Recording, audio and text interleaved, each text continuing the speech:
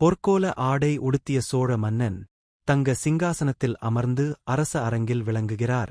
கிரீடம் சூடி வாளுடன் நின்று ஆலயத்தை எழுப்ப வேண்டிய நிலத்தை பார்வை செய்கிறார்.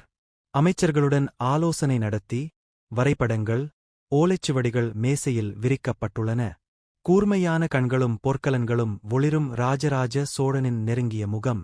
ஆலயப் பணிகள் தொடங்குவதற்கு முன் சிவபெருமானுக்கு வழிபாடு செய்யும் காட்சி.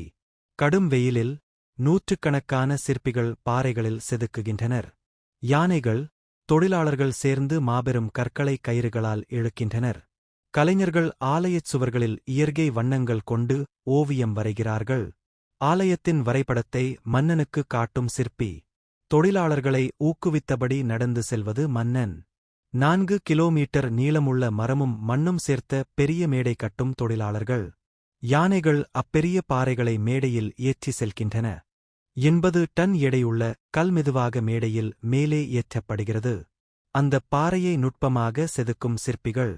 பாறை கோபுரத்தின் உச்சிக்குச் சென்றபோது கொண்டாடும் மக்களின் உற்சாகம். சூரிய வெளிச்சத்தில் ஒளிரும் புதிதாக கட்டப்பட்ட பெரிய கோயில். ஆலயத்தை நோக்கி பெருமையுடன் நிற்கும் ராஜராஜ சோழன். ஆலயத்தை முதன்முதலில் காணும் மக்கள் திரளும் தரிசனம்.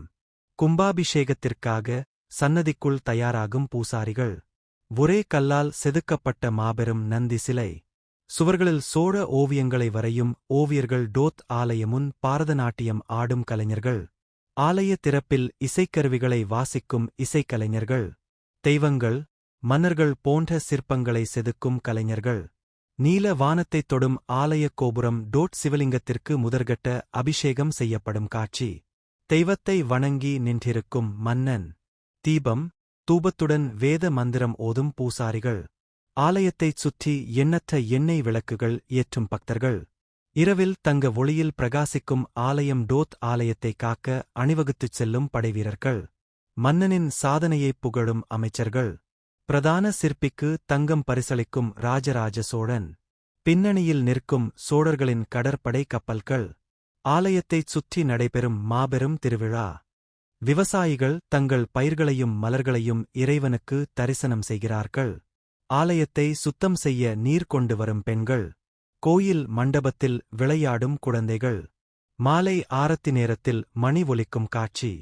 கோயில் வாசலில் மாலைகள் விளக்குகள் விற்பனை செய்யும் வணிகர்கள். விடியற்காலையில் கோபுரத்தைத் தழுவும் சூரிய ஒளி. மாலை நேரத்தில் ஆரஞ்சு ஒளியில் ஒளிரும் ஆலய உருவம். பருவமழையில் கூட உறுதியாய் நிற்கும் ஆலயம். கோபுரத்தைச் சுற்றி பறக்கும் பறவைகள். 1000 விளக்குகளால் பிரகாசிக்கும் இரவு காட்சி. கண்களில் கண்ணீருடன் ஆலயத்தை நோக்கும் மன்னன். கற்களில் தங்கள் பெயரை இரகசியமாகப் பொறிக்கும் சிற்பிகள்.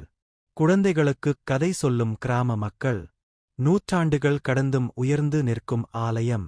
இன்றைய காலத்தில் சுற்றுலா பயணிகள் வியப்புடன் காணும் பெரிய